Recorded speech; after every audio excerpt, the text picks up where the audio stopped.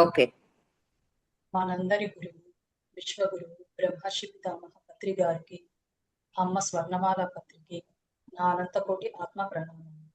ఈ Zoom section లో పాల్గొన్న ఆత్మ బంధువులందరికీ నా నమస్కారాలు. తిరుమలనాథ పిరమిడ్ ట్రస్ట్ ఆధ్వర్యంలో నిర్వహిస్తున్న టిఎంసి ఛానల్కి స్వాగతం, సుస్వాగతం. మనం ప్రతిరోజు ఉదయం 11 గంటలకి జ్ఞానాన్ని పొందుతున్నాము, ధ్యానం చేస్తున్నాము. అందులో భాగంగా గత వారం రోజులుగా సప్త చిరంజీవుల గురించి మనం జ్ఞానాన్ని పొందుతున్నాం. అందులో భాగంగా ఈరోజు శ్యామలా మేడం గారు బలిచక్రవర్తి గురించి తమ జ్ఞానాన్ని అందించడానికి సిద్ధంగా ఉన్నారు. Welcome ma'am, welcome to the section. Over to you. Thank you madam. నమస్తే మాస్టర్స్ అందరికి. ముందుగా మనందరి మైత్రేయ బుద్ధుడు జగద్గురు బ్రహ్మర్షి పితామహ పత్రికి స్వర్ణమాల నా ప్రణామాలు. అలాగే తిరుమలనాథ మెడిటేషన్ ఛానల్ వీక్షిస్తున్న మాస్టర్స్, జూమ్ లో పార్టిసిపేట్ చేస్తున్న మాస్టర్స్ అందరికి కూడా నా ప్రణామాలు. నాకు ఈ అవకాశాన్ని ఇచ్చిన హరిప్రసన్న లక్ష్మీ మేడం గారికి కూడా హృదయపూర్వకంగా కృతజ్ఞతలు. మరి మనం సప్త చిరంజీవుల గురించి చెప్పుకుంటూ ఉన్నాం. ఈరోజు బలి చక్రవర్తి గురించి మనం తెలుసుకున్నాం. సో మరి బలి చక్రవర్తి ఒక గొప్ప రాజు, మరి దాత అని మనం విన్నాం.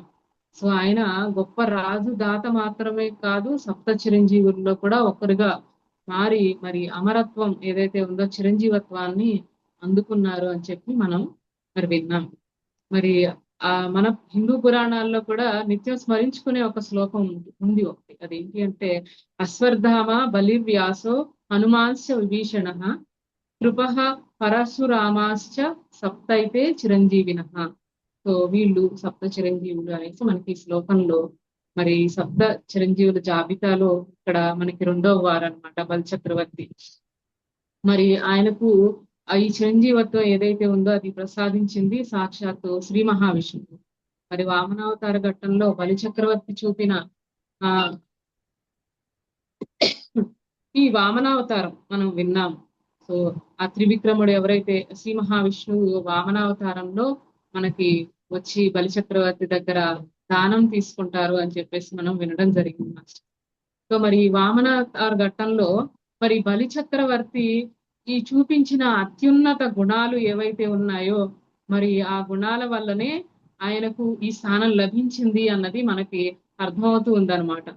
సో ఇక్కడ దానికి గల ముఖ్య కారణాలు ఏంటి అనేది, ఆయన గుణాలు, మరి ఆయన చూపించిన మరి ఆ అత్యున్నత గుణాలు ఏవి ఉన్నాయి అన్నవి ఒకసారి మనం పరిశీలిద్దాం. ఇక్కడ ఏంటంటే ఆయన చూపించింది ఒకటి సంపూర్ణ శరణాగతి. అంటే ఆత్మ నివేదనం అని ఏదైతే అంటామో మనం ఆత్మ నివేదనం అనమాట, అహంకారం లేకుండా కంప్లీట్ గా శరణాగతి ఆయన అక్కడ చూపించడం జరిగింది. ఎందుకంటే వామనుడు త్రివిక్రమ రూపం దాల్చి మరి 2 అడుగులతో, ఒక అడుగేమో భూమిని, ఇంకో అడుగునేమో ఆకాశాలని కొలిచి 3వ అడుగుకి చోటు లేక ఆ దానానికి వచ్చినప్పుడు మరి ఎక్కడ పెట్టను అంటే ఆ 3వ అడుగు బలి అసలు కంగారు పడలా. ఆయన అలాగే ఇచ్చిన మాట కూడా తప్పలేదు.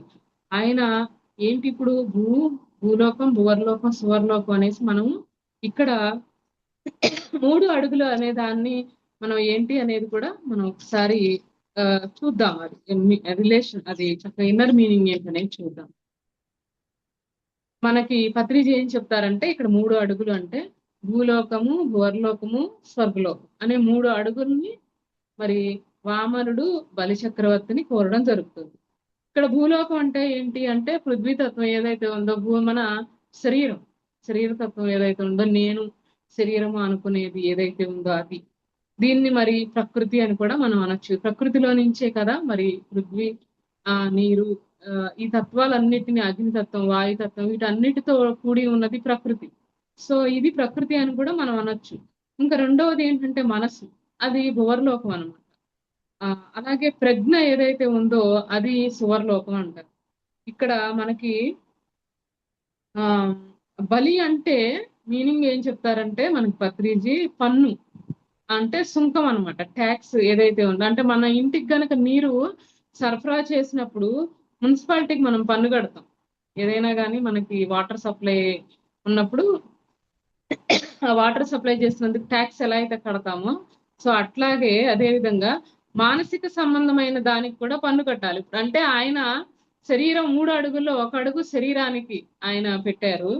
అక్కడ అంటే ఏంటంటే తన శరీరాన్ని అనే భావన ఏదైతే ఉందో దాన్ని తీసేయాలి. రెండోది మనసు. సో అక్కడ మనసు తను ఏదైతే కాదో, తన శరీరము కాదు, మనసు కాదు, బుద్ధి కాదు, మనము అసలు ఆత్మస్వరూపాలు. సో ఇక్కడ ఏదైతే ఉందో ఆ మాయ, ప్రకృతిలో మాయ ఏదైతే ఉందో ఆ తత్వాన్ని మనము అంటే ఇక్కడ మాయ అంటే కూడా పత్రిజీ మనకి ఏం చెప్తారు, మనకి నిర్వచనం ఆ యా యా మా సా మాయ అంటారు. అంటే ఏదైతే లేదో ఏదైతే లేదో అది మనం ఉన్నది అని అనుకుంటాం, లేని దాన్ని ఉన్నదనుకోవడం, ఉన్నదాన్ని లేనిదనుకోవడం, అదే మాయ అంటే.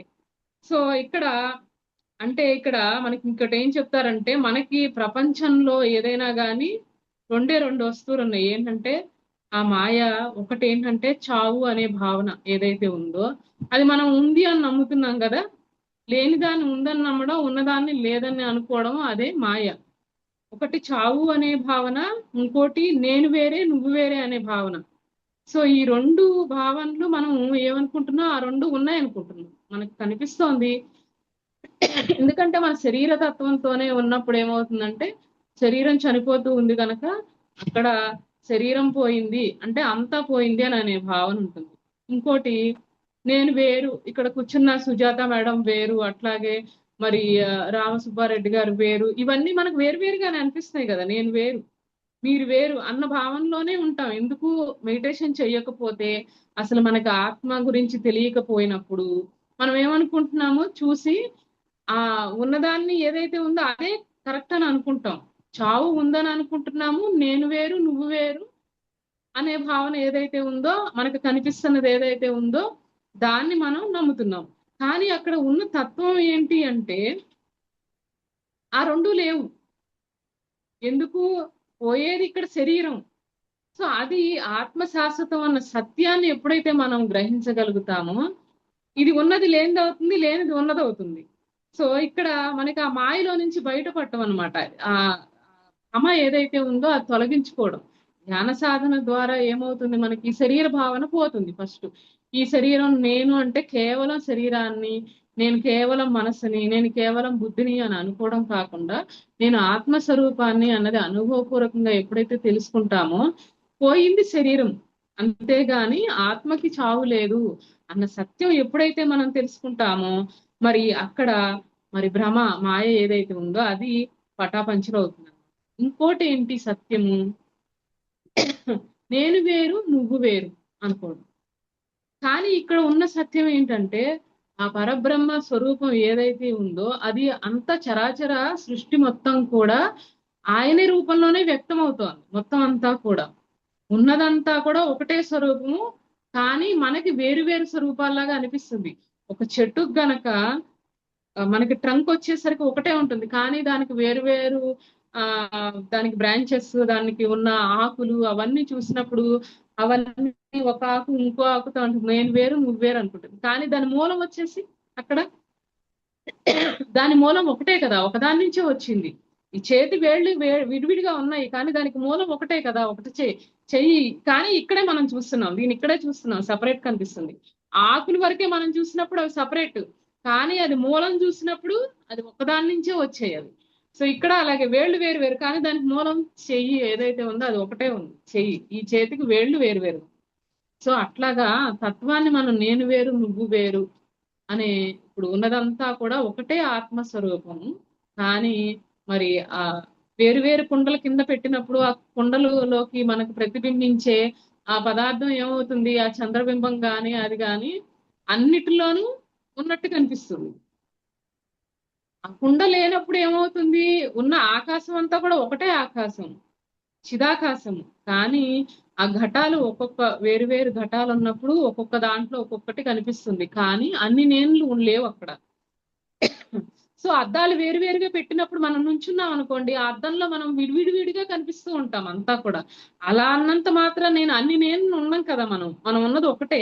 కానీ అక్కడ ప్రతిబింబాలు మాత్రం మనం అట్లా పెట్టినప్పుడు విడివిడిగా మనకి అన్ని నేనులుగా మనం కనిపిస్తాం ఆ అద్దంలో. సో అట్లాగే ఇక్కడ కూడా ఏమవుతుందంటే ఆ విశ్వం అంతా కూడా ఒక దర్పణం లాంటిది. విశ్వం దర్పణ దృశ్యమాన నగరి తుల్యం నిజాంతర్గతం. మనం గనక అంతర్గతంగా నిజంగా ఏది ఉన్నది అని సత్యాన్ని మనం తెలుసుకుంటే ఆ విశ్వం అంతా కూడా దర్పణం మన యొక్క దృష్టిని బట్టి మనకు అది కనిపిస్తుంది.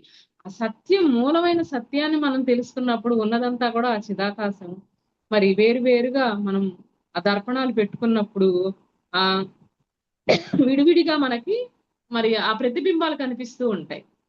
విడివిడిగా పరమాత్మ చైతన్యం ఒకటే ఉంది, కానీ ఆ దర్పణాల్లో విడివిడిగా కనిపిస్తూ ఉంటాం. ఈ సత్యం ఆ మహాయోగులందరూ కూడా ఈ సత్యాన్ని అనుభవపూర్వకంగా తెలుసుకున్నప్పుడు ఏమవుతుంది, ఈ ఉన్నాయి రెండే సత్యాలని చెప్తారు పత్రిక. ఏంటి అంటే, ఒకటి మరి ఆత్మకి చావు లేదు, అంటే శరీరానికే చావు ఉంది కనుక ఆ ఆత్మ ఎప్పుడూ శాశ్వతం అన్న సత్యం ఒకటి. రెండోది నేను వేరు నువ్వు వేరు అనే భావన, వేరు వేరు అనేది లేదు, అంతా కూడా ఆ పరమాత్మ చైతన్యంతో మొత్తం అంతా కూడా సర్వం కల్విదం బ్రహ్మ అన్న సత్యాన్ని మనం ఎప్పుడైతే తెలుసుకుంటారో మరి ఆ చావు లేదు, అట్లాగే మరి వేరు వేరు అనే భావన లేదు, ఉన్నదల్లా ఏంటంటే అంతం లేని పరిణామ క్రమం మాత్రమే ఉంది అని మనకి ఇక్కడ పత్రిజీ చెప్తున్నారు అనమాట. అంటే ఇప్పుడు చావు లేదు అని తెలుసుకోవడం మాయలో నుంచి బయటపడటం. అట్లాగే మరి అహం బ్రహ్మాస్మి తత్వమసి, మరి నేను అదే నువ్వు అదే అంతా కూడా మరి ఆ బ్రహ్మతత్వంతోనే ఉంది, మమాత్మ సర్వభూతాత్మ అని తెలుసుకోవడమే మాయలోంచి అక్కడ బయటపడటం అనమాట. సో మరి దేహాత్మ భ్రాంతి ఉన్నవాడు మాయలో చిక్కినవాడు. మరి దేహాత్మ భ్రాంతి అంటే దేహమే నేను అన్న భ్రాంతిలో నుంచి ఆత్మే మొత్తం అంతా కూడా దేహం మొత్తం విస్తరించి ఉంది, అలాగే అన్ని దేహాల్లోనూ కూడా ఆత్మే ఉంది. సో అన్న సత్యం తెలుసుకోవడం మాయ లేకపోవడం అనమాట. సో అట్లాగా మరి ఈ సత్యం తెలుసుకున్నప్పుడు ఇంక చిరంజీవులే కదా, వాళ్ళు అమరులే కదా. సో అసలు ఆత్మకి చావే లేదు, అంతా కూడా ఆ నేనే విస్తరించి ఉన్నానని తెలుసుకోవడమే అమరత్వం. సో అంతే, అంటే శరీరం కోసం తపన పడుతూ నేను ఆ శరీరాన్ని పోగొట్టుకోకుండా ఉండటం కోసం తపస్సు చేసి, ఇప్పుడు హిరణ్యకశిపుడు ఎంత తపస్సు చేశాడు, తనకు చావే లేదని తపస్సు చేశాడు. ఎక్కడా చావకూడదు, మింగిలో చావకూడదు, నేల మీద చావకూడదు, నీటిలో చావకూడదు, గాలిలో చావకూడదు, రకరకాలుగా ఆయన అడుగుతాడు. ఇంట్లో చావకూడదు, బయట చావకూడదు, ఎన్ని ఆప్షన్స్ ఉన్నాయో తెలివిగా అన్ని ఆలోచించాడు. గాని అసలు ఆ తత్వం ఏదైతే ఉందో, శాశ్వత తత్వం ఏదైతే ఉందో అది తెలుసుకుని నాకు మార్గాన్ని ఇవ్వమని విష్ణుమూర్తిని అది ఆయన శివుణ్ణి కోరుకున్నట్టయితే చాలా బాగుండేది. ఓ పక్కన ప్రహ్లాదుడు చెప్తూనే ఉన్నాడు, విష్ణుమూర్తి ఆత్మతత్వం సర్వత్రా వ్యాపించి ఉన్నదే, చావు లేదు, నువ్వు చంపాలని నన్ను చూస్తున్నావు కానీ చావట్లేదు, ఎందుకంటే ఆయన ఆత్మభావంలో ఉన్నాడు, ఆయన ఆత్మకి చావు లేదు. సో ఆయన ఆ స్థితిలో ఉన్నాడు, ఈయనేమో దేహ భ్రాంతిలో ఉన్నాడు. అక్కడ మనకి వాళ్ళిద్దరిని ఎగ్జాంపుల్ గా తీసుకోవచ్చు. హిరణ్యకశిపుడు ఎన్ని రకాలుగా చేసి ఎంత తపస్సు చేసినా చివరికి మరి తను ఆత్మస్వరూపుణ్ణి అని ప్రహ్లాదుడు భావిస్తూ అంతా కూడా విష్ణుమూర్తి తత్వమే ఉంది అని విష్ణుమూర్తిని ఆత్మతత్వాన్ని తను ధ్యానిస్తూ ఉంటే, లేదు నేను ఎన్నో వరాలు పొంది మరి ఉన్నాను కనుక నువ్వు నన్ను పొగుడు అంటే ఎందుకు పొగుడుతాడు, నువ్వు శరీరాలు అనే భావనలో ఉన్న నిన్ను, ఆత్మభావంలో ఉన్న అతను ఎందుకు యాక్సెప్ట్ చేస్తాడు, హిరణ్యకశిపుడు ఎందుకు యాక్సెప్ట్ చేయాలి? తను ఎట్లా అయితే దేహమే నేను అన్న కాన్ఫిడెన్స్ తో ఉన్నాడో హిరణ్యకశిపుడు, ఈయన వచ్చేసి ప్రహ్లాదుడు ఆత్మే సర్వత్వము, ఆత్మ విష్ణుమూర్తి సర్వత్రా వ్యాపించి ఉన్న చైతన్య తత్వము అన్న అనుభవ జ్ఞానంతో ఆయన ఉన్నాడు, ప్రహ్లాదుడు ఉన్నాడు. ఈయన అనుభవం ఎంత ప్రస్ఫుటంగా స్ట్రాంగ్ గా ఉందో ఆయనకు ఆ అనుభవం స్ట్రాంగ్ గా ఉంది. కానీ ఈయనేమి నువ్వు అది యాక్సెప్ట్ చెయ్యి అని ప్రహ్లాదుడేమి అనట్లేదు, ఆయన ఫోర్స్ చేయట్లే. కానీ దేహభ్రాంతిలో ఉన్న హిరణ్యకశిపుడు వచ్చి నువ్వు నన్ను యాక్సెప్ట్ చేయాల్సిందే, నువ్వు నన్ను స్మరించాల్సిందే అంటే, శరీర భావనే నువ్వు స్మరించు అంటే ఎందుకు స్మరిస్తాడు? ఆయన అనుభవపూర్వకంగా ఆయన ఆత్మతత్వాన్ని అనుభవిస్తున్న ఆయన.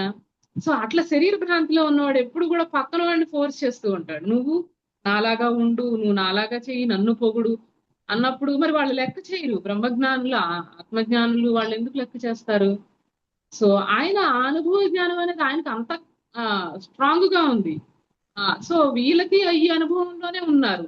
సో ఎదగాలని కోరుకోవట్లేదు. అక్కడ చాలా అహంకారంతో మరి శరీరమే నేను అన్న స్ట్రాంగ్ అహంకారంతో మనకి హిరణ్యకశిపుడు కనిపిస్తున్నాడు.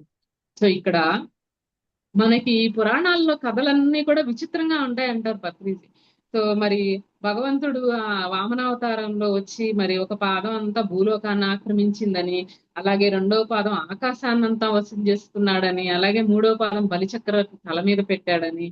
అంటే ఏంటంటే ఇక్కడ శారీరక భ్రాంతిని ఆయన మానసికంగా ఆయన మనసు అనుకునే స్థితి ఏదైతే ఉందో దాన్ని, మరి నెక్స్ట్ ఏంటి మనకు అడ్డొచ్చేది ఇది ఆ పాండిత్యము, మనం అంతా చదువుకొని బుకిష్ నాలెడ్జ్ ఇన్ఫర్మేషన్ గ్యాదర్ చేసుకొని రకరకాలుగా అనుభవ జ్ఞానం లేకుండా ఓన్లీ పాండిత్య జనిత అహంకారం ఏదైతే ఉందో దాన్నే మనము కరెక్ట్ అని అనుకున్నా కూడా అది చెల్లదు. మనతో వచ్చేది మన అనుభవ జ్ఞానమే మనకు వస్తుంది. ఎందుకంటే లేకపోతే ఎన్నో జన్మల్లో మరి ఎన్నో చదివే ఉంటారు.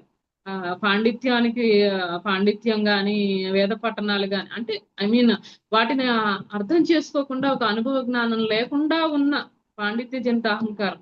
అసలు ఆధ్యాత్మికత అంటేనే అహం లేకుండా ఉండడం, అహం శూన్యం అవడం, తనే లేకపోవడం. ఎందుకు ఉన్నదంతా ఆ పరబ్రహ్మ తత్వము వేరు వేరు లేదు, కానీ ఇక్కడ నేను వేరు, నేను పండితుడిని అనుకునే అహంకారం ఉంటుంది. సో అట్లాంటి అహం, నేను అనే అహం అంటే జీవాత్మ వేరు, పరమాత్మ వేరు. సో నేను అనే ఆత్మతత్వం అంటే నేను అంటే జీవుణ్ణి అని అనుకునే ఒక లిమిటెడ్ కాన్షియస్నెస్. సో సెల్ఫ్ ఆ కాన్షియస్ ఏదైతే ఉందో, జీవుణ్ణి అనే ఆ కాన్షియస్ నుండి సుప్రీం కాన్షియస్ అంటే ఇండివిజువల్ సోల్ నుంచి గ్రాండ్ సెల్ఫ్. సో ఇక్కడ పత్రిజ ఏం చెప్తారు, తెలుసుకున్న తర్వాత కూడా మనం ఆత్మజ్ఞానము మనం ఏమనుకుంటాం అంటే నేను ఒక ఆత్మని, జీవుణ్ణి, సో ఇండివిజువల్ సోల్ కాన్షియస్. కానీ ఇంకోటి తెలుసుకోవాల్సింది ఏంటంటే గ్రాండ్ సెల్ఫ్ అన్నమాట. సో ఉన్నది అంతా కూడా నేనే, ఆ పరబ్రహ్మ తత్వమే అంతా ఉంది, అది నేనే, నువ్వు కూడా అదే అని తెలుసుకోవడము, ఆ grand self conscious, supreme conscious ఏదైతే ఉందో మన ఆత్మజ్ఞానం పొందిన తర్వాత అది కూడా నెక్స్ట్ స్టెప్ మనం పొందవలసి ఉంది. సో అక్కడ అహం ఏదైతే ఉందో ఆ మూడవ అడుగు బలి చక్రవర్తి తల మీద పెడతాడు ఆయన. సో అక్కడ అంటే జీవాత్మ, నేను కేవలం ఇండివిజువల్ సోల్ అన్న కాన్షియస్ ఏదైతే ఉందో దాన్ని ఆయన తొక్కేశాడు అనమాట, తల మీద అడుగు పెట్టడము అంటే. సో మరి అట్లా మనకి తెలుస్తూ ఉంది. సో అది మనం ఇన్నర్ మీనింగ్ కింద ఇలా అర్థం చేసుకోవచ్చు. సో అట్లాగా మరి ఆ సంపూర్ణ శరణాగతిలో మరి శరీరంలో ఉండే ప్రాణము, అట్లాగే అహంకారము, ఈగో ఏదైతే అట్లన్నిటినీ కూడా పూర్తిగా అది భక్తి అంటే అదే కదా, స్వస్వరూపానుసంధానం భక్తి రీత్యా విధీయతే అంటారు. స్వస్వరూపం అంటే ఆ మన యొక్క ఆ స్వస్వరూపంతో అనుసంధానం అయి ఉండడము. చరాచర సృష్టి మొత్తం కూడా మరి ఆ ఆత్మతత్వంతోనే, భగవతత్వంతోనే నిండి ఉంది. ప్రతి అణువులోని పరమాత్మను చూస్తారు. నాలో పరమాత్మ, అలాగే ప్రతి అణువులోనూ కూడా ఉన్నదంతా అదే అయినప్పుడు పత్రిజీ అదే అంటారు, ఇంకా ఉన్నదంతా అదే అయినప్పుడు నేను ఇంకెవరిని పొగడాలి, ఎవరిని తిట్టాలి, నన్ను ఎవరిని తిడితే నేనేం తిట్టాలి, ఎందుకంటే అది నేనే, ఇది నేనే కదా. సో నేను నిన్ను పొగట్టం ఏంటి, నువ్వు నన్ను పొగట్టం ఏంటి, నేను నిన్ను తిట్టడం ఏంటి, నువ్వు నన్ను తిట్టడం. సో అక్కడంతా ఏకత్వమే ఉంటుంది. అది భక్తి అనేది ఒక చరమ దశలో వచ్చే ఒక అద్భుతమైన అదొక స్థితి అని చెప్పి మనకి పత్రిజీ చెప్తున్నారనమాట. ఇండివిజువల్ గా అది ఉండదు, నాకు ఇది కావాలి, నాకు అది కావాలి, నేను సపరేటు, ఆ ఒక ఇండివిజువల్ కాన్షియస్ ఉండదు. వాళ్ళు చాలా మొత్తం అంతా కూడా తత్వాన్ని చూసే ఒక అద్భుతమైన ఆ సోల్ యొక్క పరిణామ దశలో వచ్చే ఒక చక్కటి ఆ హయ్యెస్ట్ స్టేజ్ లో వచ్చే ఒక స్థితి అన్నమాట భక్తి అనేది అనేసి మనకి పత్రిక చెబుతారనమాట. అంటే శారీరకంగాను, మానసికంగాను, మరి ఆధ్యాత్మికంగా కూడా మూడింటిలోనూ కూడా అంతా సమంగా భగవంతుడు ప్రవేశించాడు. అంటే ఏంటంటే స్పిరిచువల్ ఈగో ఉంటుంది కొన్ని రోజుల తర్వాత వచ్చి, అంటే నేను మెడిటేషన్ చేస్తున్నాను, వాళ్ళు మెడిటేషన్ చేయట్లేదు, సో నాకు ఇంత నాలెడ్జ్ ఉంది, వాళ్ళకి ఏమీ లేదు, రాలేదు, సో గొప్ప, నేను సీనియర్, వాళ్ళు జూనియర్, ఇప్పుడే వచ్చారు, నేను ఎప్పటి నుంచో సాధన చేస్తున్నాను. సో ఇది ఏదైతే ఉందో అది కూడా స్పిరిచువల్ ఈగో. ఆధ్యాత్మికతలోకి వచ్చిన తర్వాత కూడా అసలైన ఆధ్యాత్మికతలోకి అందరూ ఒక్కటే, సర్వసమానం, ఏదైనా కూడా అన్ని జీవులు మొత్తం చరాచర సృష్టి అంతా కూడా ఎవరి టైం వచ్చినప్పుడు వాళ్ళకి చెప్తూ మరి అందరినీ కూడా సరి సమానంగా పండితా సమదర్శన అని భగవద్గీతలో ఏదైతే మనకి చెప్తారో, పండితుడు ఏం చేస్తారో ఆయన కుక్క మాంసం తినే చండాలుడినైనా, ఒక గోవునైనా, మరి అట్లా ఎవరినైనా కానీ పండితుడినైనా అందరినీ కూడా సమంగా చూడగలగటం, ఎక్కువ తక్కువలేమి లేవు అక్కడ, అంతా సమంగా చూడగలగటం. అంటే చెప్పడం కోసమని వాళ్ళకి దాన్ని ఎక్స్ప్లెయిన్ చేయడం కోసం వాళ్ళు అట్లా చెప్తారే గాని మాట రూపంలో అట్లా వచ్చిన హార్ష్గా వాళ్ళకి అర్థం కావడం కోసం ఒక తల్లి గనక పిల్లవాడికి ఎలా చెప్తుందో ప్రేమగా అట్లా చెప్పడమే గాని వాళ్ళకి లోపల ఆ ఏ విధమైన ద్వంద్వ భావన ఉండదు. వాటిని వాళ్ళు నిర్గుణంగా స్థితిలోనే ఉంటారు, ఆ గుణాలకేమి అతీతంగా ఉంటారు అనమాట. సో అట్లాగా మరి అహం లేని స్థితిలో శరీరం, మనసు, బుద్ధి, మరి ఇండివిజువల్ సోల్ అనే కాన్షియస్ నుంచి కూడా గ్రాండ్ సెల్ఫ్ కాన్షియస్ లోకి వెళ్ళేటప్పుడు కూడా మరి ఆ బలి చక్రవర్తి అదేమి సాధారణమైన విషయం కాదు. ఆయన రాక్షస కులంలో పుట్టారు. ప్రహ్లాదుడు మనమడు. మరి ఈయన వచ్చేసి ప్రహ్లాదుడికి కొడుకు వచ్చి విరోచనుడు, విరోచనుడు కొడుకు బలిచక్రవర్తి. అంటే ప్రహ్లాదుడి మనుమడు బలిచక్రవర్తి. సో అట్లా మరి తాతగారి దగ్గర నుంచి తండ్రి దగ్గర నుంచి కూడా ఎంతో అద్భుతంగా ఆయనకి రకరకాల సిచ్యుయేషన్స్ లోను మరి రాజ్య పరిపాలన చేసిన తర్వాత కూడా వీటన్నిటి మీద విరక్తి వస్తుందన్నమాట బలిచక్రవర్తికి. ఏముంది, అన్ని కీర్తి ప్రతిష్టలు వచ్చాయి, ఇంద్రుణ్ణే జయించేంత సామర్థ్యము, మరి ఇంద్రుణ్ణి కూడా ఓడిస్తాడు, మరి రాక్షస సామ్రాజ్యం చక్కగా పటిష్టం చేసేసాడు, మరి దేవతల కన్నా కూడా దేవతల సింహాసనాన్నే ఇంకా జయించేశారు కదా ఈయన బలిచక్రవర్తి. ఇంకా ఆ స్థితిలో ఉండి మరి ఆయనకి ఒకలాంటి విరక్తి వస్తుందన్నమాట. ఇదేనా ఇంకా జీవితం అంటే? కానీ అయినా నాలో ఇంకా దుఃఖం ఉంది, ఇన్ని సాధించినా కూడా తెలుసుకోవాల్సింది ఏదో ఉంది, నేను ఏం చెయ్యాలి అన్నప్పుడు తండ్రి విరోచనుడు మరి కూర్చోబెట్టుకుని అన్ని కూడా ఆయనకి మరి ఆయన జీవితంలో ఆయనకు వచ్చిన ఏదైతే డౌట్స్ ఉన్నాయో మరి ఆత్మజ్ఞానానికి సంబంధించినవి అన్ని కూడా ఈయన చెప్పడం జరుగుతుంది. ఇదంతా కూడా ఒక్కసారిగా అంటే హీఈస్ రెడీ అనమాట. వామనావతారంలో ఆయన వచ్చి ఆయన అడగగానే ఈయన ఇచ్చారు అంటే మరి అక్కడ ఎంత ప్రాసెస్ బ్యాక్గ్రౌండ్ లో జరిగి ఉంటుంది ఆయనకి. అంటే ఈజ్ వెయిటింగ్ అనమాట. యాక్చువల్లీ ఆ ప్రాసెస్ కోసం వెయిటింగ్. అందుకే వెంటనే తలపైన పెట్టమన్నారు. ఎందుకంటే అప్పటితోటే ఆయన, మనకు కూడా అంతే కదా, చాలాసార్లు ఇదంతా ఏంటి ఇంతే, నేనంటే ఇంతేనా, ఇంకా ఏదో సత్యం తెలుసు కానీ అనుభవంలోకి రావట్లేదు. ఆ అనుభవం కోసం ఏం చేయాలి అంటే ఇక్కడ ఆ ఇగోని వదులుకోవాలి, అహంను అంత తేలిక మరి వదులుకోవడం అంటే మరి అది అంత తేలిక కాదు ఆ వదులుకోవడం అనేది.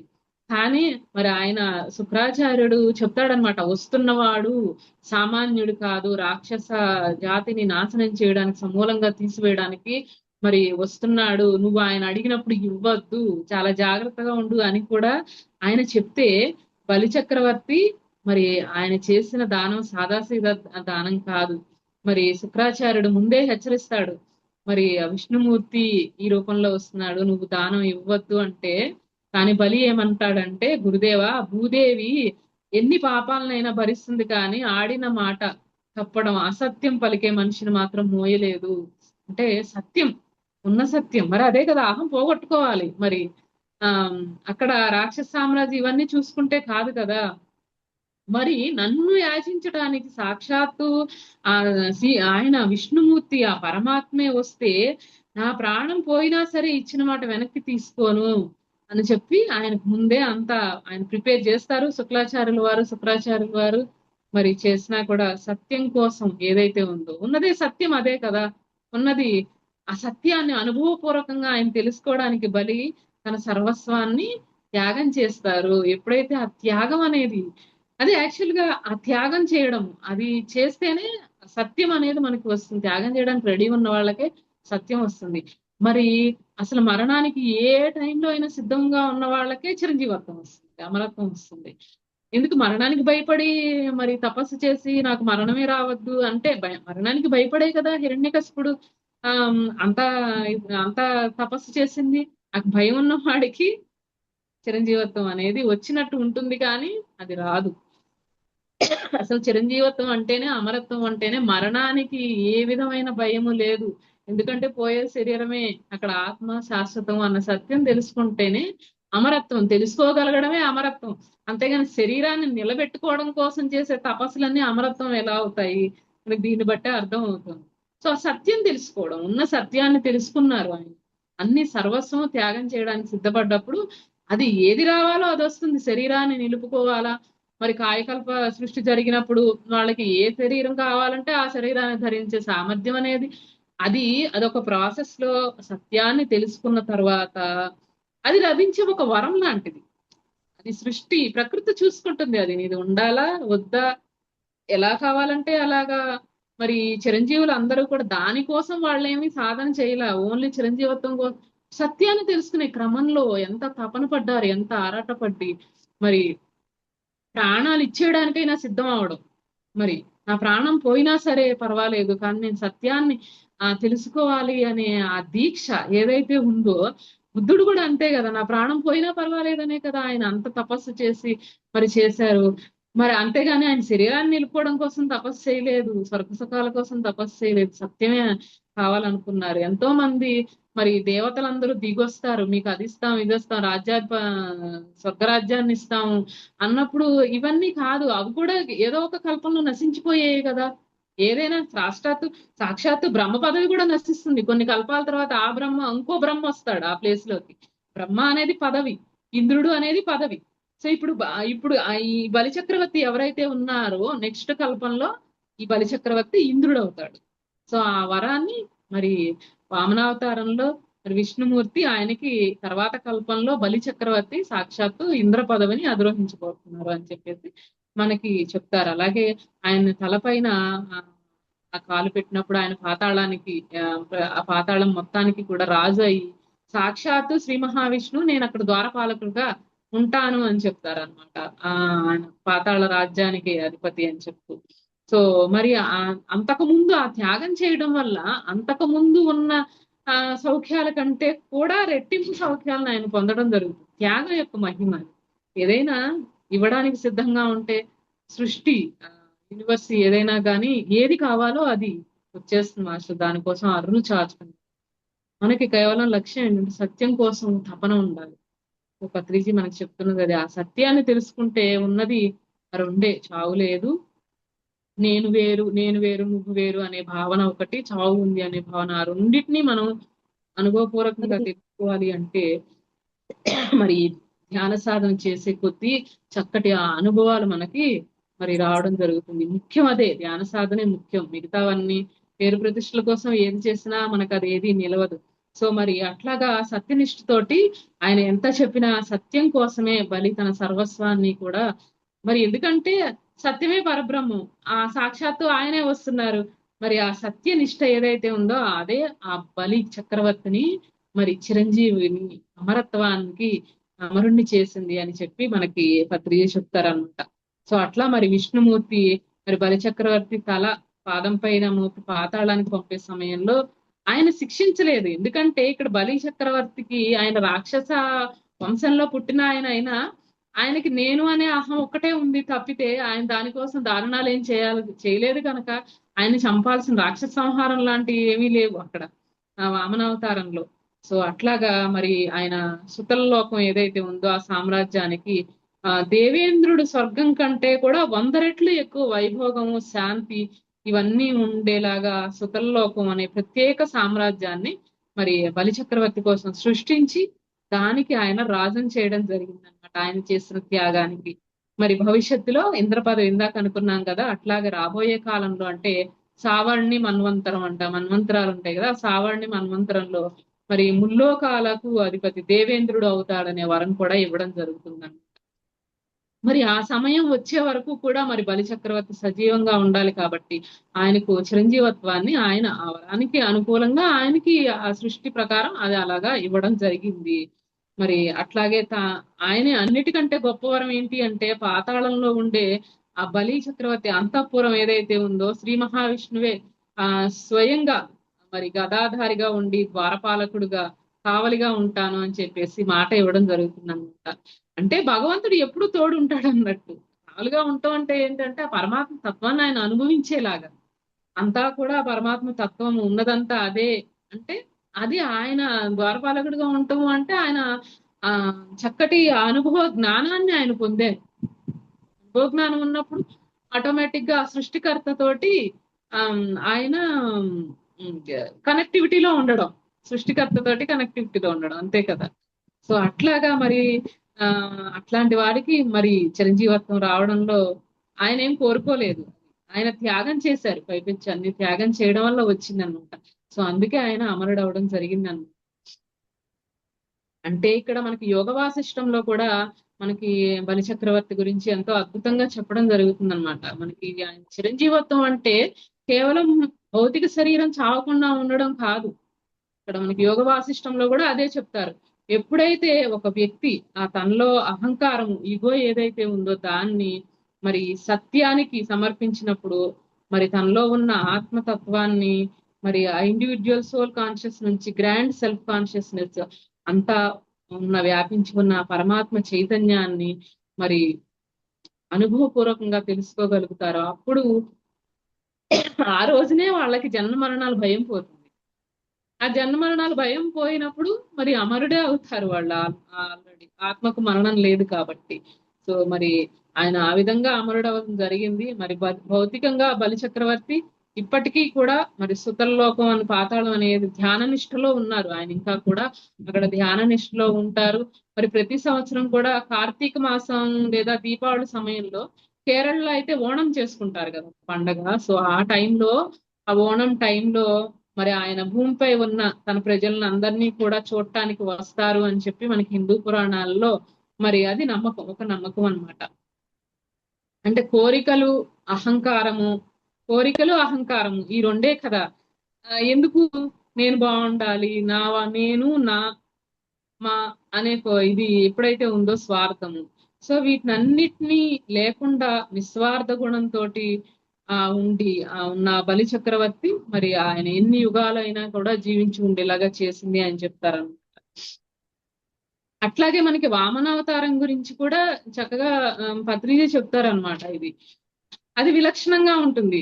ఎందుకంటే మిగిలిన అవతారాలన్నీ కూడా మనకి రాక్షస సంహారం జరిగినప్పుడు వాళ్ళు చాలా బలంగా, చాలా మంచి దృఢంగా ఉన్నట్టుగా అట్లా కనిపిస్తూ ఉంటారు వాళ్ళు. ఆ దుష్ట శిక్షణ చేసేటప్పుడు వచ్చిన అంటే యుద్ధం చేయడం. సో ఆ యుద్ధం అది ఏం లేదు ఇక్కడ. ఇక్కడ శారీరక బలం కాదు, బుద్ధి బలం ముఖ్యం అన్నట్టు. మనకి చిన్నగా పొట్టిగా ఉండే బాలుల్లాగా ఆయన వస్తారనమాట. అక్కడ భయంకరంగా శారీరకంగా ఎంతో బలంగా రూపాలు ధరిస్తే వామనావతారంలో ఏంటంటే సాక్షాత్తు పరమాత్మకు చిన్న బ్రాహ్మణ వటువుగా వచ్చి చిన్నపిల్లవాడుగా చేతిలో గొడుగు దండం పట్టుకొని సాదాసీదాగా రావడం జరుగుతుంది అనమాట. సో అంటే అధర్మము అహంకారం ఏదైనా అణచాలి అంటే ఆయుధాలు పెద్ద పెద్ద యుద్ధాలు అవసరం లేదు. కేవలం ఆ బుద్ధి బలము, ధర్మం గురించిన జ్ఞానము, సత్యం గురించిన జ్ఞానము ఉంటే చాలు అని మనకి ఈ రూపం చెప్తుంది. అలాగే నెక్స్ట్ కల్కి అవతారం వస్తుంది. ఆయన ఖడ్గంతో అందరినీ దుష్ట సంహారం చేస్తారు అంటే ఆయన ఏదో గుర్రం మీద నిజంగానే వచ్చేసి ఆ కత్తితోటి అందరిని సంహరిస్తారని కాదు.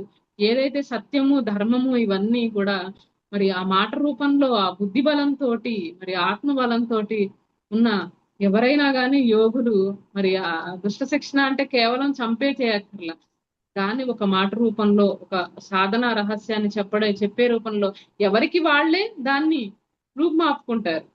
దానికి ఒక సాధన ఆ ఖడ్గాన్ని మనకి ఇస్తారనమాట. ఆ ఖడ్గం ఎవరికి వాళ్ళకే ఇస్తే మనకు మనమే దాన్ని అహంకారాన్ని, మనలో ఉన్న దుర్గుణాలని అన్నిటినీ మనకు మనమే అక్కడ అర్పితం చెయ్యాలి. మరి చేసినప్పుడు సత్యాన్ని మనం చూడటం జరుగుతుంది అనమాట.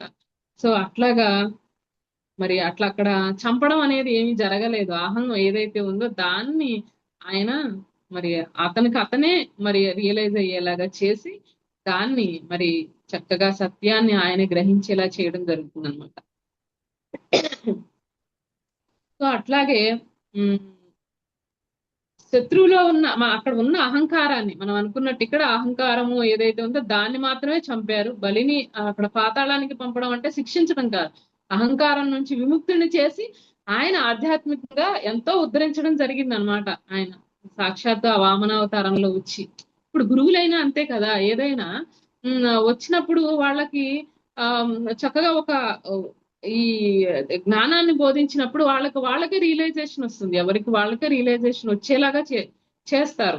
అది చెప్పడం చెప్తారు, కానీ అది గ్రహించాల్సింది మరి దాన్ని ఆ చెప్పిన సత్యాన్ని మనం పట్టుకుని ఆ మార్గంలో పైనుంచి ఆ అనుభవ జ్ఞానాన్ని మనమే పొందాల్సి ఉంటుందన్నమాట. సో అట్లాగా మరి బలిచక్రవర్తి విషయంలో మనకి చక్కగా పత్రిజీ ఎంతో అద్భుతంగా చెప్పడం జరిగింది అనమాట. సో అట్లాగే ఇంకొన్ని విషయాలు మరి యోగ వాసిష్టంలో మనకి ఒక ఉమ్,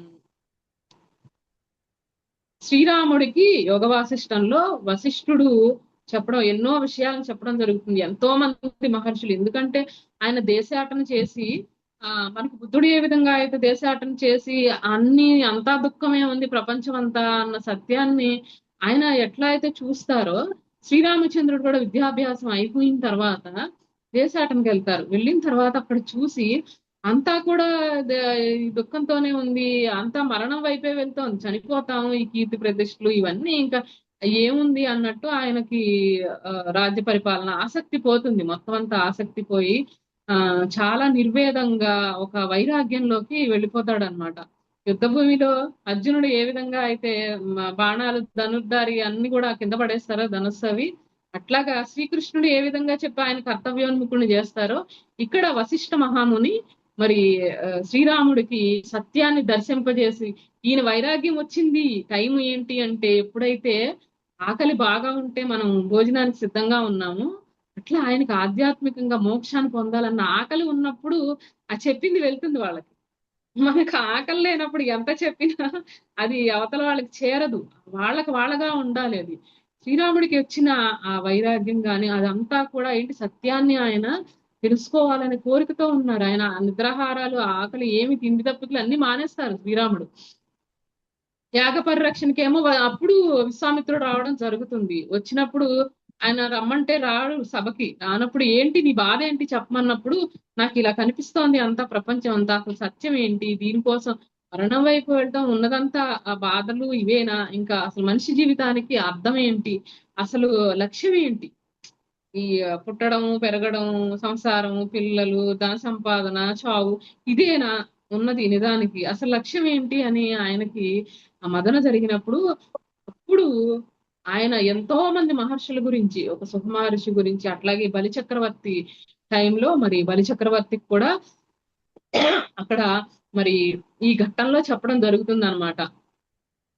భూలోకాలని జయించి ఇంద్రుణ్ణి సైతం మరి ఓడించి వైభోగాల్ని చక్కగా అనుభవిస్తున్న బలిచక్రవర్తి ఆయనకు తీవ్రమైన విసుగు వస్తుందన్నమాట. వచ్చి ఈ రాజసుఖాలు గాని భోగాలు గాని చూస్తున్నాయే కదా, దీనివల్ల శాశ్వతమైన ఆనందం ఏముంది, ఏం కనిపించట్లేదు, ఏంటో పరుగులు పెడుతున్నట్టు అనిపిస్తుంది ఆయనకి వీటి కోసం. సో ఇదేనా, వీటి కోసమైనా పరుగులు పెట్టడం నిరంతరం అని బాగా మదన చెందుతుంటే, మరి ఆయన తండ్రి విరోచనుడు, ఆయన ఆత్మజ్ఞాని అన్నమాట. సో ఆయన తనకి ఆత్మ బోధన చేయడం జరుగుతుంది అనమాట బలిచక్రవర్తి. ఒక కథల ద్వారా మరి ఆత్మజ్ఞానాన్ని ఉపదేశిస్తారనమాట.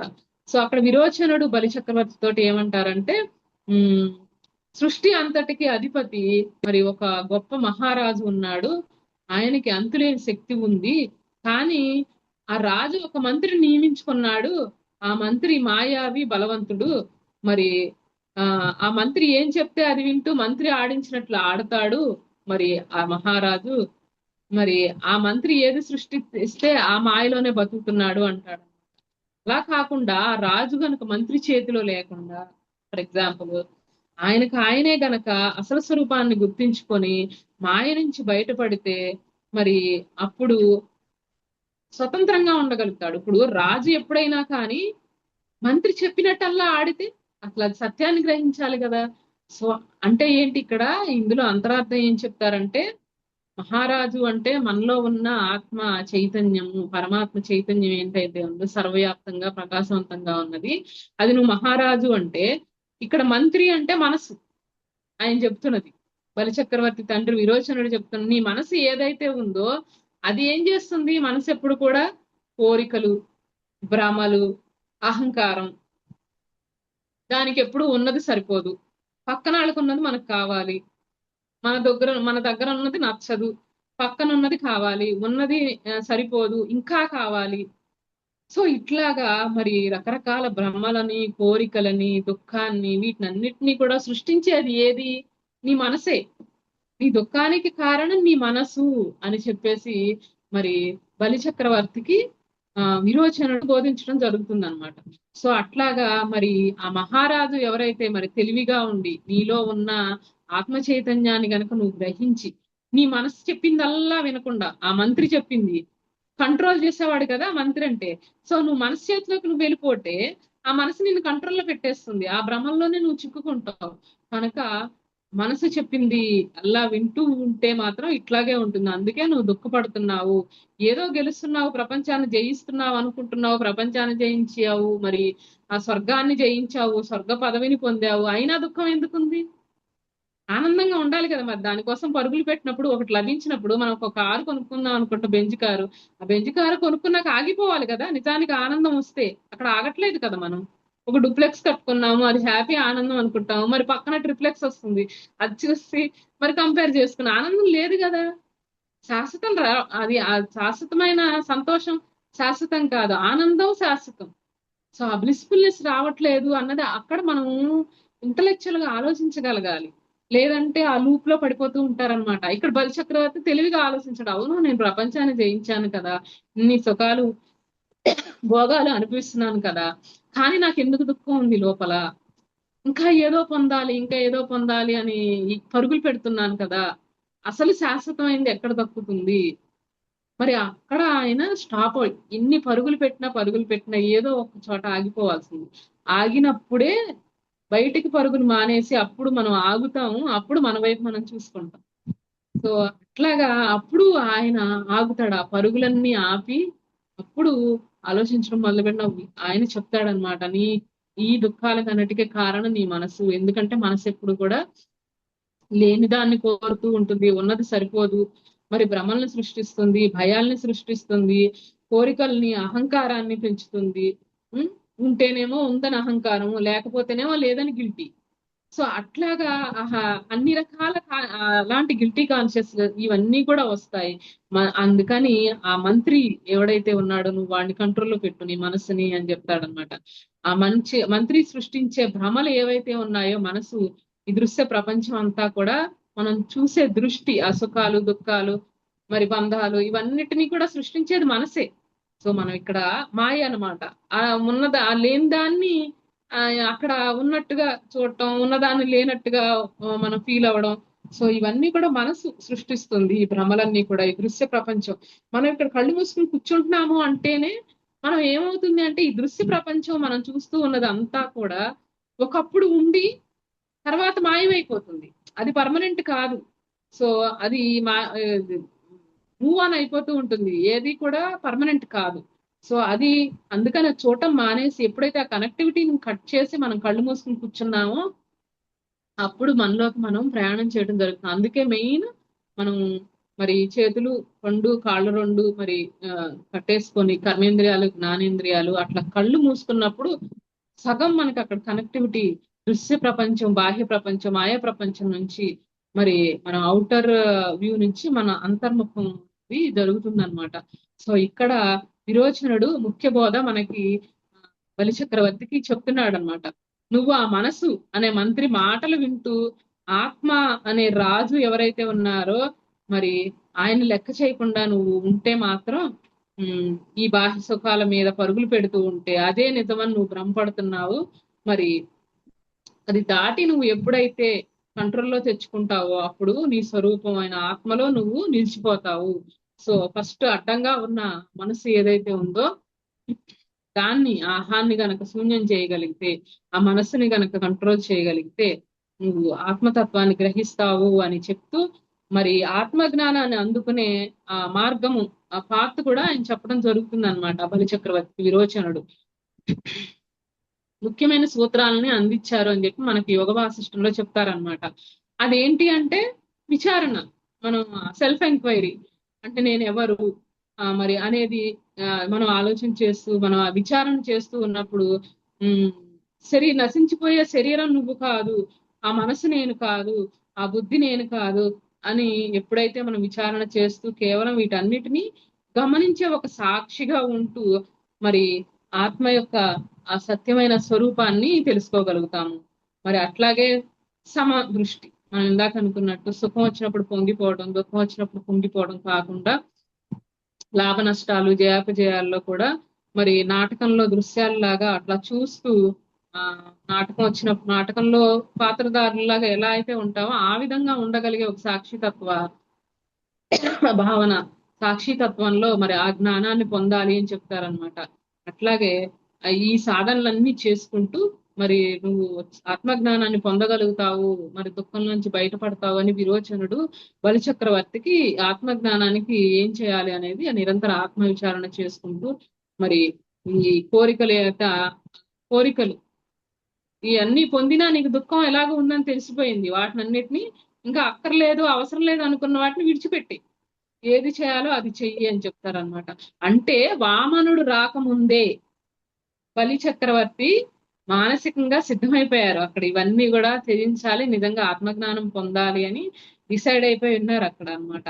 అందుకే వామనుడు వచ్చి తన సర్వస్వాన్ని అడిగినప్పుడు మరి గురువు శుక్రాచార్యుడు ఎవరైతే ఉన్నారో ఆయన వద్దన్నా వినకుండా కూడా ఎటువంటి బాధ లేకుండా చక్కగా సంతోషంగా మరి ఆయన దానం చేయగలుగుతారనమాట.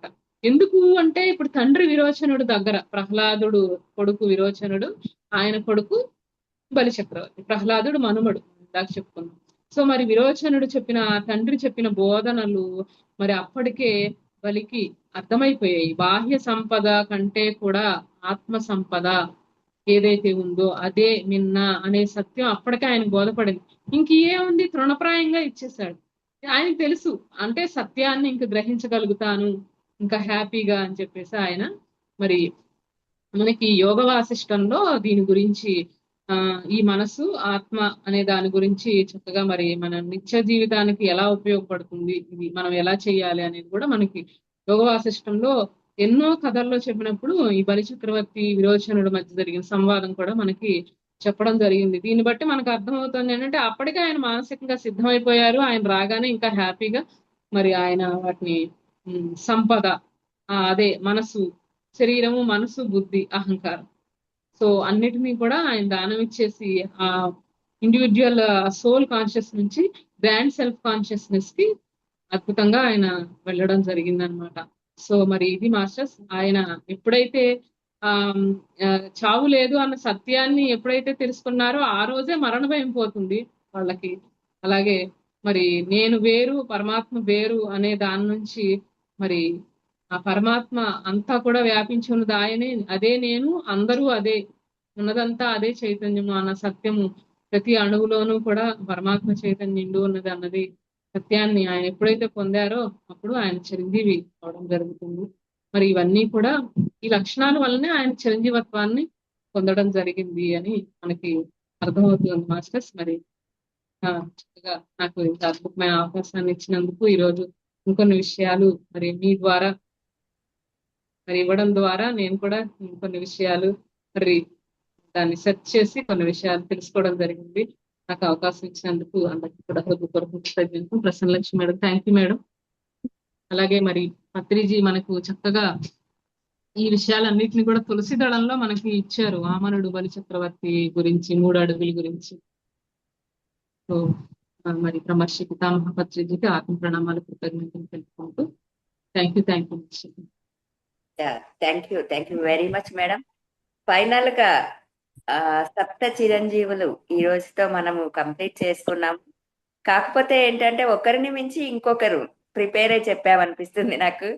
ఒకరిని మించి ఇంకొకరు ఫస్ట్ డే నుంచి కూడా ఒకరికంటే ఇంకొకరు ఇంకా ఇంకా ఇంకా తెలుసుకొని సత్యాన్ని శోధించి సాధించి మళ్ళీ మనము తెలుసుకొని మనకు తెలిసిన దాన్ని అందరి ముందు ప్రజెంట్ చేస్తూ ఉన్నాము. Thank you friends, thank you very much. మరి ఎందుకంటే ఇదంతా కూడా ఎవరి వల్ల తెలుసా? ఆదరిస్తున్న మీ అందరి వల్ల. ఎలా చెప్పగలుగుతున్నాము అంటే వినే వాళ్ళ శ్రద్ధను బట్టి చెప్పేవాడికి ఆటోమేటిక్ గా ఆ జ్ఞానాన్ని ఇంకా తపనతో తెలుసుకొని చెప్పగలుగుతాము.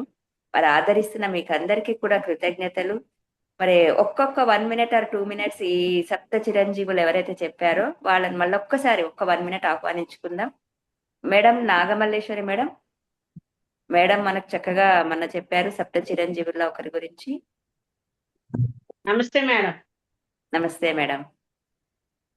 నేను విభీషణుడి గురించి చెప్పానండి. విభీషణుడి గురించి ఏమిటంటే నేను తెలుసుకుంది, నువ్వు ధర్మంగా జీవిస్తే ధర్మమే నిన్ను రక్షిస్తుంది అని తెలుసుకున్నావు.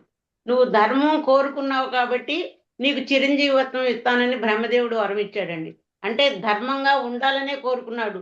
సంపదలు కావాలని కోరుకోలేదు, శక్తి కావాలని కోరుకోలేదు, చక్రవర్తి కావాలని కోరుకోలేదు. ధర్మంగా నేను ఉండాలి అని కోరుకున్నందుకు బ్రహ్మదేవుడు ధర్మంగా ఉండటంతో పాటు చిరంజీవత్వం ఇచ్చాడండి. అలాగే కోరుకుంటే ఏది రాదు. మన సదానంద యోగి గారు కోరి సాధించరాదు, కోరక వచ్చింది మరి స్వీకరించాలి అన్నారు. అక్కడ విభీషణుడు కోరి సాధించలేదు రాజ్యాన్ని, మరి కోరకుండానే రాముడు పట్టాభిషేకం చేశాడు, లంకా రాజ్యాన్ని పరిపాలించాడు. అంటే మనం సాధన చేసి ఏది కోరి సాధించనక్కర్లేదు. మనకి ఏది అవసరమో అది ప్రకృతి పరమాత్మ చూసుకుంటాడు అనేది నేను అర్థం చేసుకున్నాను మేడం. నాకు ఈ అవకాశం ఇచ్చినందుకు ధన్యవాదాలు. Thank you madam. Thank you very much. Shweta madam, మీ మీ మీ గురించి చెప్పండి. మీరేం చెప్పారు 1 or 2 minutes లో? మేడం, నేను సప్త చిరంజీవుల్లో ఒకరి గురించి ఆయన హనుమంతుని గురించి చెప్పడం జరిగింది. హనుమంతుడు చిరంజీవి తత్వం 3 times పొందాడు అని తెలుసుకున్నాము బ్రహ్మదేవుని ద్వారా, సీతాదేవి ద్వారా, రాముని ద్వారా. అంటే చిన్నప్పటి నుంచి సాధన చేయడం వల్లనే అవన్నీ సాధించాడు. అష్టసిద్ధులు ఉన్నాయి, అన్నీ ఉన్నాయి, కానీ అక్కడ సాధన ఉండబట్టి ఇంకా చిరంజీవిగా ఉన్నాడు అన్న విషయం కూడా తెలుసుకున్నాము. అంటే సాధనలో ఉన్న గొప్పతనము, అలాగే నిస్వార్థ భక్తి అన్నది అర్థమైంది. ఆ నిస్వార్థ భక్తిగా విశ్వ కళ్యాణం కోసం ఎవరైతే జీవిస్తూ ఉంటారో వాళ్ళు ఎప్పుడూ చిరంజీవులుగా ఉంటారు అన్నది కూడా అర్థమైంది. Thank you madam, thank you నాకు ఈ అవకాశం ఇచ్చినందుకు. Thank you madam, thank you. Vasu గారు ఏంటంటే విలన్ పాత్రను తీసుకొచ్చారు మన ముందుకి, కానీ ఆయన ఎలా చిరంజీవి అయ్యాడనేది చెప్పారు. అంటే పాపి చిరాయు అంటారు కదా, అలా పాపులు చిరాయు అని ఎందుకు అంటారు అనేది మనకి జమదగ్ని ద్వారా మనం తెలుసుకున్నాము. వాసు గారు లేరా? Ashwatthama. Sorry sir, Ashwatthama. Sir మాట్లాడండి వాసు గారు. నమస్తే మేడం. చెప్పండి. ముందుగా ఈరోజు శ్యామల మేడం గారు మన సప్త చిరంజీవుల్లో భాగంగా బలిచక్రవర్తి గురించి చెప్పారు. అందులో ఒక పాయింట్ చెప్తాను, చాలా అద్భుతంగా చెప్పారు. అందులో ఒక పాయింట్ ఏంటంటే, ఆత్మని మహారాజుగా, మనసుని మహామంత్రిగా కంపేర్ చేస్తూ, మనసు అనే మహామంత్రి తప్పుదారి పట్టిస్తే ఆత్మస్థితిలో ఉన్న మహారాజు కూడా పక్కకు వెళ్ళే పరిస్థితి ఉంటుంది. కాబట్టి ప్రతి క్షణంలో ఎరుకలో ఉండాలని చెప్పేసి, ఆ విధంగా ఉంటే సాక్షాత్తు భగవంతుడు కూడా లగ్జరీ లైఫ్ నుంచి, జస్ట్ లైక్ బలిచక్రవర్తికి అద్భుతమైన లోకాన్ని సృష్టించి ఇచ్చాడు. అది కూడా దేవేంద్ర లోకం కంటే అద్భుతంగా ఉండే విధంగా. సో దీని నుంచి మనం గ్రహించాల్సింది ఏంటంటే, మనం నిష్కామ కర్మతో మనం చేయవలసిన పని ఎటువంటి పరిస్థితిలో ఏది చేయాల్సి వచ్చినా కానీ చేసుకుంటూ వెళ్ళిపోతే మనకు కావాల్సిన సమయంలో కావాల్సినంత అంతా వచ్చి తీరుతుంది అనేది మరి మేడం చెప్పడం ద్వారా నేను గ్రహించాను. మేడం చాలా అద్భుతమైన సందేశం ఇచ్చారు. అట్ ది సేమ్ టైం సప్త చిరంజీవుల్లో భాగంగా నేను అశ్వత్థామ గురించి చెప్పడం జరిగింది. కానీ ఇక్కడ అశ్వత్థామ జన్మదా చిరంజీవి తత్వాన్నితో జన్మ తీసుకున్నప్పటికీ మిగతా చిరంజీవులతో కంపేర్ చేసుకుంటే మిగతా చిరంజీవులందరూ కూడా సాధన ద్వారా అత్యున్నత స్థితికి చేరుకుంటే వారి నుంచి మనం ఏ విధంగా జీవించాలి అనేది మనం వారి గురించి తెలుసుకోవచ్చు. కానీ అశ్వత్థామ గురించి మరి మొత్తం శోధించినా కానీ ఎక్కడ చూసినా నెగిటివ్ క్యారెక్టరే ఉంది. మరి ఆయన నుంచి ఏం నేర్చుకోవాలంటే, అశ్వత్థామ గురించి మనం నేర్చుకోగలిగితే ఏంటంటే, ఏ విధంగా జీవించకూడదో అనేది అశ్వత్థామ గురించి నేర్చుకుంటే ఖచ్చితంగా సప్త చిరంజీవుల్లో మనం కూడా ఒకలం అయ్యే అవకాశం ఉంటుందని పత్రిజీ చెప్పడం జరిగింది. సో ఎందుకంటే చిరంజీవి తత్వం ఉన్నా కానీ మరి ఆగ్నేయాస్త్రం, బ్రహ్మ శిరోనామకాస్త్రం లాంటి శక్తివంతమైన ఆయుధాలు ఉన్నా సరే హరిషడ్ వర్గాలను అదుపులో పెట్టుకోలేకపోవడం వలన మరి ఈరోజు సాక్షాత్తు శ్రీకృష్ణ పరమాత్ముడి చేత 3000 సంవత్సరాలు మరి అత్యంత దుర్బలమైన జీవితాన్ని గడిపేంత శాపాన్ని పొందాడు. కాబట్టి అహంకారం అనేది అహంకారం ఉండడం వలన ఆత్మజ్ఞానం అనేది అవ్వదు. అది మనం అశ్వత్థామ లైఫ్ నుంచి మనం నేర్చుకొని ఆ విధంగా ఉండకూడదని చెప్పేసి మనం తెలుసుకొని మిగతా చిరంజీవుల్ని ఆదర్శంగా తీసుకొని ఆ స్థాయిలో మనం సాధన చేయగలగాలని చెప్పేసి ఎంటైర్ సప్త చిరంజీవులు కాన్సెప్ట్ ద్వారా నేను తెలుసుకున్న జ్ఞానం. ఇంతటి అద్భుతమైన కాన్సెప్ట్ ని టిఎంసి వారు మనకు అందించడం నిజంగా అదృష్టం. మీ అందరికీ కూడా నా ధన్యవాదాలు. Thank you so much. Thank you sir. Thank you friends. మరి నేను వ్యాస మహర్షి గురించి చెప్పాను. ఆయన ప్రపంచానికే జ్ఞానాన్ని అందించిన గురువు. మరి అలాగే పరశురాముడు విష్ణుమూర్తి అవతారము, అలాగే కృపాచార్యుడు పాండవులకి కౌరవులకి గురువు. ఎవరైనా ఈ సప్త చిరంజీవులలో ఎవరైనా కూడా మనకు నేర్పించే పాఠం ఏంటి అంటే, అసలు భూమి మీద పుట్టిన మానవులందరూ చిరంజీవులే. సముద్రంలో ఉండి సముద్రం ఎలా ఉంది అనుకున్నట్టుగా, ఎందుకు అంటే దేహానికి మరణం కానీ ఆత్మకి మరణం లేదు అని తెలుసుకున్న ప్రతి వ్యక్తి చిరంజీవే. మరి అందుకనే పత్రిసార్ చెప్తూ ఉంటాడు, పిరమిడ్ మాస్టర్లు అందరూ చిరంజీవులే. ఎందుకు అంటే సింపుల్ సత్యాన్ని తెలుసుకున్నాం కాబట్టి. అంతే కదా. సో ఆ సత్యంలోనే మనం జీవిద్దాము. మరి రేపటి నుంచి మనం స్టార్ట్ చేసుకుంటున్నాం ధ్యాన ఆరోగ్యం. ఎందుకు అంటే ఆత్మ ఎంత అవసరమో మరి ఆత్మకి తొడుగు శరీరం కూడా అంతే అవసరం.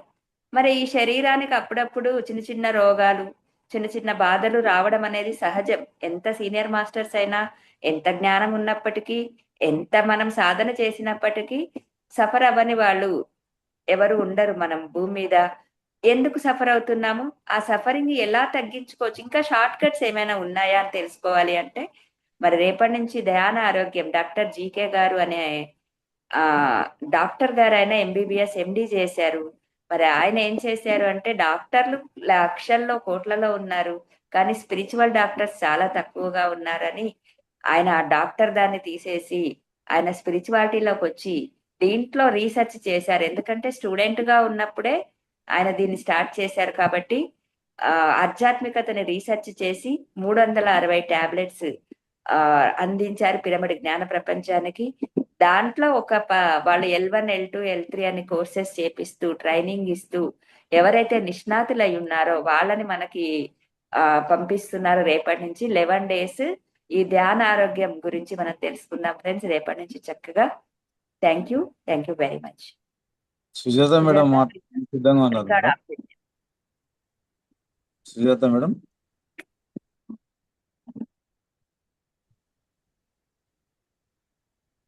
మేడం చక్రవర్తి గురించి చాలా అద్భుతంగా చెప్పారు మేడం. మామూలుగా మనం చిన్నప్పుడు పుస్తకాల్లో చదువుకున్నప్పుడు బలి ఎంతో త్యాగం చేశాడు, ఆయన శరీరాన్ని ఆయనకున్నదంతా ఇచ్చేశాడు అంత ఒకటికే తెలుసు. కానీ ఇవాళ ఆ త్యాగం యొక్క గొప్పతనాన్ని మీరు అద్భుతంగా వివరించారు మేడం. ఆ త్యాగం వల్లనే ఆయన సాక్షాత్తు శ్రీ మహావిష్ణువునే ద్వారపాలకుడుగా పొందగలిగాడు. అది ఎంతో గొప్ప విషయం మేడం. ఆయన పాతాళంలో ఇప్పటికి కూడా ధ్యానం చేస్తున్నాడు అని చెప్పారు మేడం. ఆయన శ్రీ మహావిష్ణువు ద్వారా చిరంజీవి తత్వాన్ని వరంగా పొందాడని చెప్పారు మేడం. చాలా బాగుంది madam. Thank you so much. Record stop చేయండి సుజాత. నమస్తే మేడం. మాట్లాడండి, చెప్పండి మేడం. రమా మేడం చెప్పండి. ఈ రోజు మేడం చాలా అద్భుతంగా చెప్పింది. నాకు అర్థమైంది ఒకటే పాయింట్, నేను ఆత్మని, మనసు లేదు. ఒక్క నిమిషం.